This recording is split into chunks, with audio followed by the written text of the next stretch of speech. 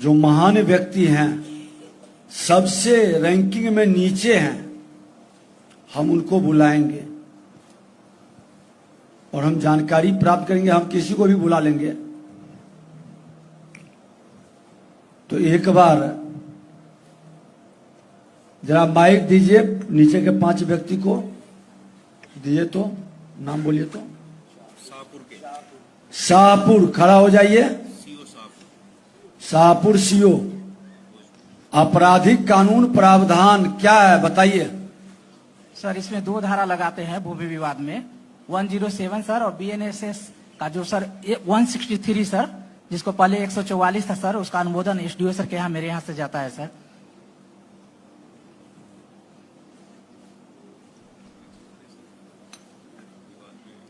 कितना दिन से हैं आप अंचलाधिकारी?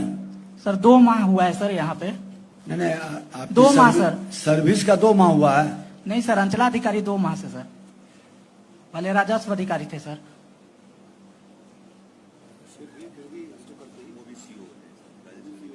आपने कभी इस धारा का उपयोग किया है?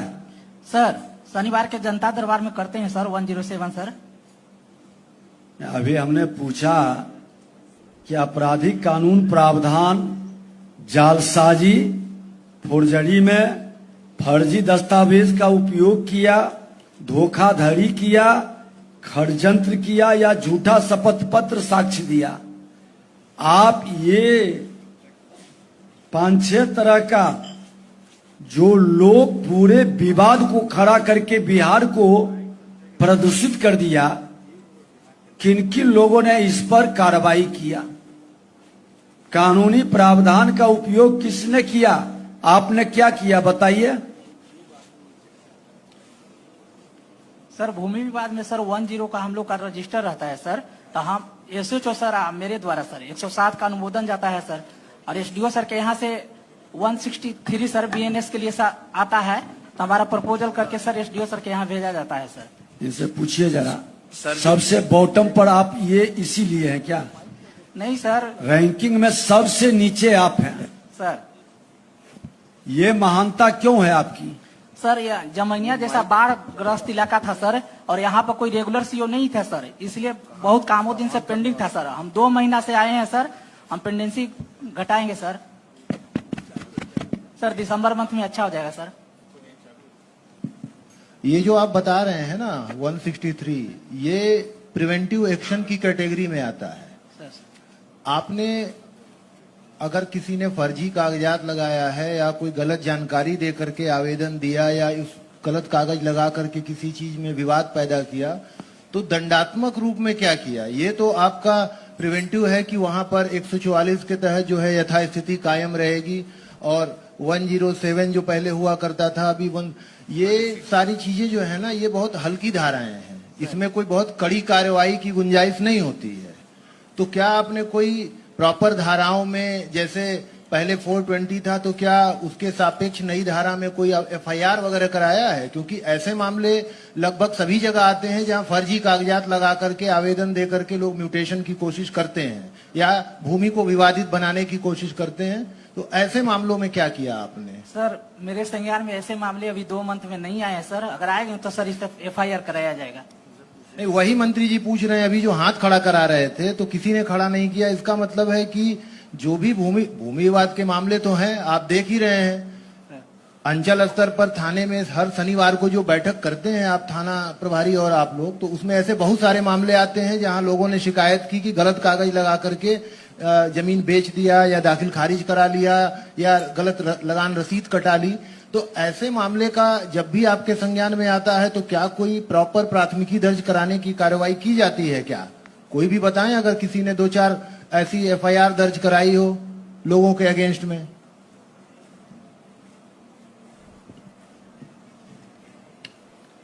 अच्छा, आप यही बताइए कि सबसे रैंकिंग में पीछे रहने का कारण है कि 2 महीना पहले पोस्टिंग हुआ इसलिए? नहीं सर, जमैनिया जैसा बाढ़ ग्रस्त इलाका था सर, तो सभी पूरे सर सिस्टम कौन कौन मामले में ये रैंकिंग में पीछे हैं? जैसे आप आखिरी नंबर पे हैं शाहपुर सर, और आपका परिमार्जन प्लस है, म्यूटेशन है, आधार सीडिंग है, एलपीसी है, मापी है, ये सारे मामले, यहाँ तक कि इंक्रोचमेंट के जो केसेस हैं, उन सारे मामलों में आपका जो प्रदर्शन है वो बहुत खराब है।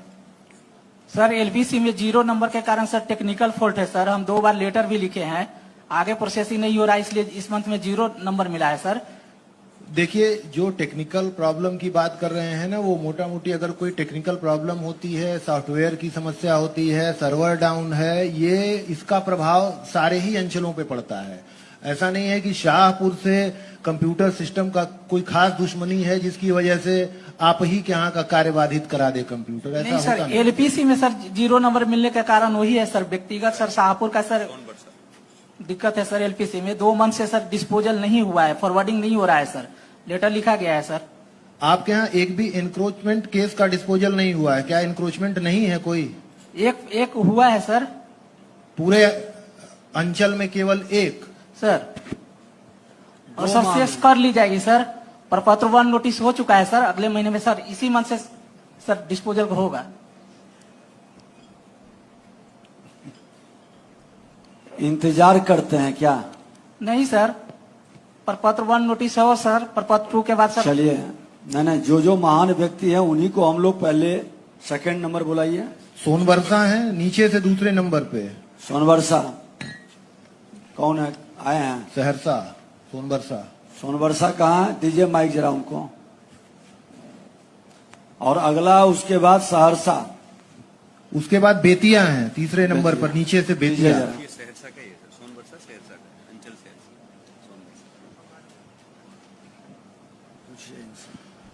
सोनबरसा आपका प्रदर्शन सबसे खराब है, नीचे से आप दूसरे नंबर पे हैं, और सभी मामलों में आपका परिमार्जन प्लस में 44% का डिस्पोजल, म्यूटेशन वाले में 57 का, अभियान बसेरा में केवल 7% का, आधार सीडिंग आपकी ठीक है 98% आपने रिपोर्ट किया है, लेकिन ऑनलाइन एलपीसी फिर 95, ई मापी 77।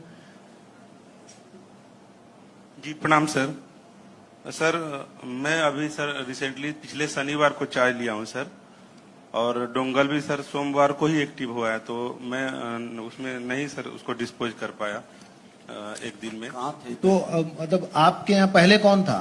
तो सर चले गए हैं छुट्टी में, तबीयत खराब हो गई है उनकी, सीओ साहब की, तो मेडिकल में चले गए हैं सर। कौन थे? क्या नाम था? जितेंद्र कुमार सिन्हा सर। नोट करिए जरा, उनका हिस्ट्री निकालिए। तीसरा बुलाइए। बेतिया बताएंगे नीचे से तीसरे नंबर पर, बेतिया। बेतिया परिमार्जन प्लस में 60% की वहां उपलब्धि किनारे है। खड़े हैं, दीजिए माइक उनको।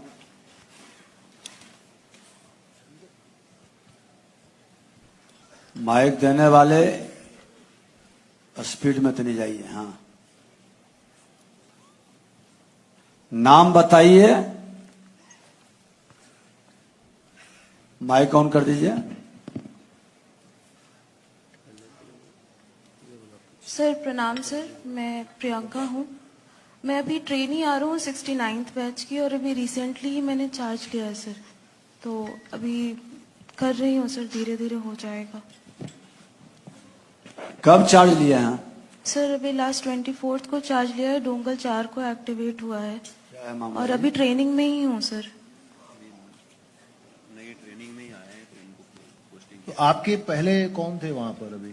सर उमा शंकर सर थे। तो वो कहाँ पर हैं? इसी में है कहीं?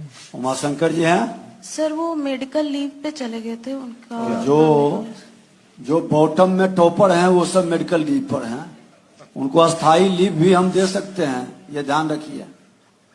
वैसे लोगों को अस्थाई लीव दे देंगे, भागने से काम नहीं चलेगा। हम या हमारे सेक्रेटरी वहां जाकर के भी समीक्षा करेंगे जिला में। अगला, इसके बाद बोध गया है नीचे से चौथे नंबर पे।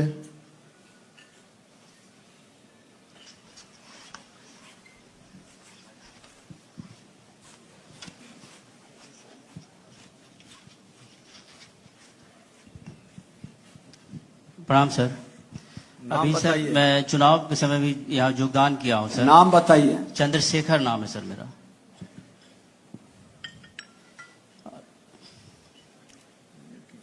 आप चुनाव के समय योगदान किए तो आपसे पहले कौन थे यहाँ पे? वहाँ सर महेश कुमार थे सर। वो कहाँ चले गए, किस अंचल में?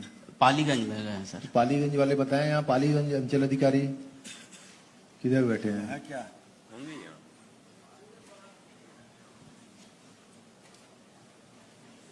कहाँ है पालीगंज? अपर समाहर्ता है पटना, डीसीलार उनके एरिया के। उधर बता रही हूँ, पालीगंज। पालीगंज में आप हैं? नहीं वहाँ है ना ऑलरेडी, वो रही। वो भी छुट्टी पे हैं? नहीं वहाँ है वो। उनको माइक दो। जो अनुपस्थित हैं बिना सूचना और जानकारी के स्पष्टीकरण लीजिए उनसे स्पष्टीकरण लीजिए। सर महेश सर छुट्टी पर हैं पालीगंज से, सर मैं आ रहा हूँ सर वहाँ। नहीं, छुट्टी पर क्यों है? लिए हैं क्या? कौन है अप्रूव ऑथराइज पर्सन? डीएम को बात करिए एक आदमी कि क्या उनको जानकारी में, जो आज बैठक है तो कैसे अलाउ किया छुट्टी? जब यहाँ बैठक है तो ऐसे लोग, एडीएम साहब तो हैं यहाँ पे ना, ये छुट्टी क्यों अलाउ हो गई इनकी? क्या भागने से काम चलेगा नहीं? कब तक भागिएगा? ऐसे लोगों का पीछा हम लोग अंतिम समय तक करेंगे। ये तो आपका टॉप बॉटम से कुल गाइड। अच्छा, इस्माइलपुर है, भागलपुर? कौन? अच्छा, इस्माइलपुर है, नीचे से 5वें नंबर पे है, भागलपुर इस्माइलपुर।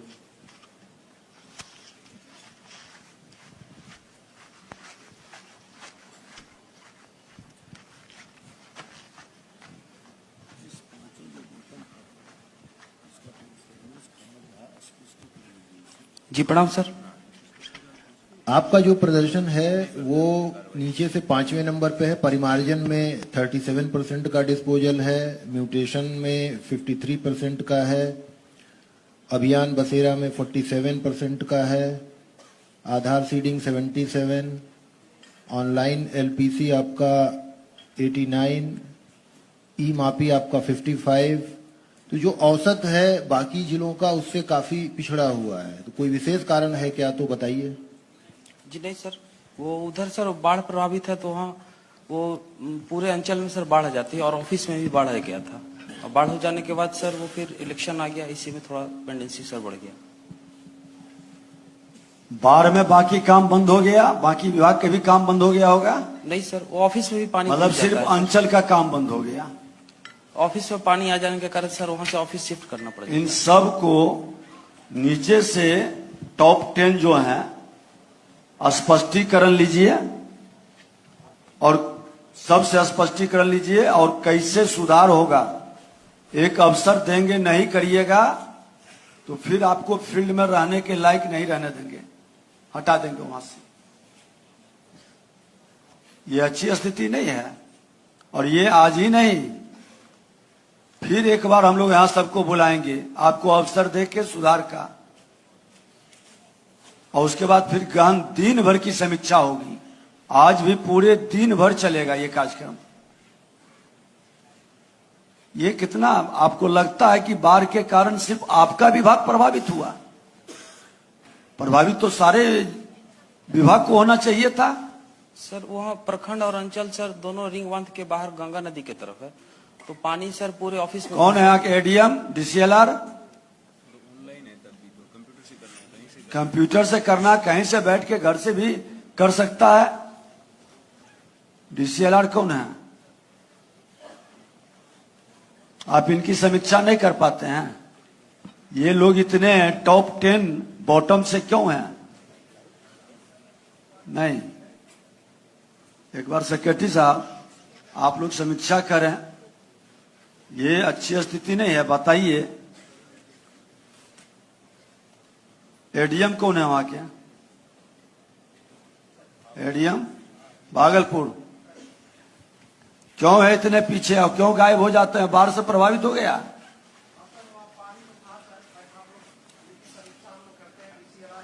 तो लैपटॉप पानी पर चलेगा कि लैपटॉप घर पर भी चल सकता है? नहीं सर, ऑनलाइन सिस्टम सर, हम कहीं लोग- से भी बैठ के कर सकते हैं। सर बिल्कुल सर हम लोगों ने इनकी समीक्षा किया है सर, और इनको हम लोगों ने बहुत सा कई बार चेतावनी दिया सर, इनकी थोड़ी सी लापरवाही है सर। स्पष्टीकरण लेकर के काम के योग्य नहीं है तो इस पर विचार करिए। सर जो लोग असफल हैं अपने काम में, फिर उनको काम पर लगाने की औचित्य क्या है? सर हम लोग करते हैं सर, एक समीक्षा और करते हैं सर हम लोग। और इनका बहुत छोटा सा 4 पंचायत का तो इनका अंचल है सर, तो इनको करना चाहिए सर। देखिए, सबसे बड़ी दुखद चीज है कि अभी आपराधिक कानून अगर जो हम लागू कर देते, हमारा माननीय मुख्यमंत्री जी के निर्देश पर कितना सिस्टम को ठीक से बनाया है, आपने जमीन पर उतारा नहीं। अगर जो थाना और सीओ मिल करके जालसाजी करने वाला, फर्जी दस्तावेज का उपयोग कर रहा है, धोखाधड़ी कर रहा है, षड्यंत्र, झूठा शपथ दे रहा है, हम उस पर एफआईआर शुरू कर दें तो आधी ये झंझट अदालत की घट जाएगी। क्या घटेगा कि नहीं जी? कौन कौन इस बात से सहमत है? हाथ उठाइए तो। सब सहमत हैं, और जो सहमत नहीं है वो खड़ा हो जाइए। जो सहमत नहीं है वो खड़ा हो जाइए। एक व्यक्ति खड़ा है, बताइए। अच्छा, बैठ जाइए, अब बैठ जाइए, आप तो महान हैं। कौन है इस बात से सहमत कि नहीं, इस सबसे नहीं होगा, अदालत का बोझ कमेगा नहीं? सीओ का हो, डीसीएलआर का हो, एडीएम का हो, डीएम का हो या कमिश्नर का हो, उसका बोझ घटेगा कि नहीं? फर्स्ट स्टेज पर ही हम एफआईआर कर देंगे, और सीओ अगर जो भी बजाबते पूरी तहकीकात करके जांच करके थाना को दे देगा कि आप एफआईआर करो मिल करके, इसमें तो धारा भी बता रहा, फोर्जरी में आईपीसी 467, 468, ये बीएनएस में 336, 337, एक बार जिस पर एफआईआर हो जाएगा उसकी अरेस्टिंग हो जाएगी। हिम्मत करेगा कोई फोर्जरी करने का, फर्जी दस्तावेज उपयोग करने का? उसमें भी आईपीसी 471 है। आप लोग आज तक इसका उपयोग क्यों नहीं किए? ये कितना दुखद दुर्भाग्यपूर्ण है। कौन कौन लोग इसका उपयोग करेंगे? एक बार हाथ उठाइए तो। सब करेंगे।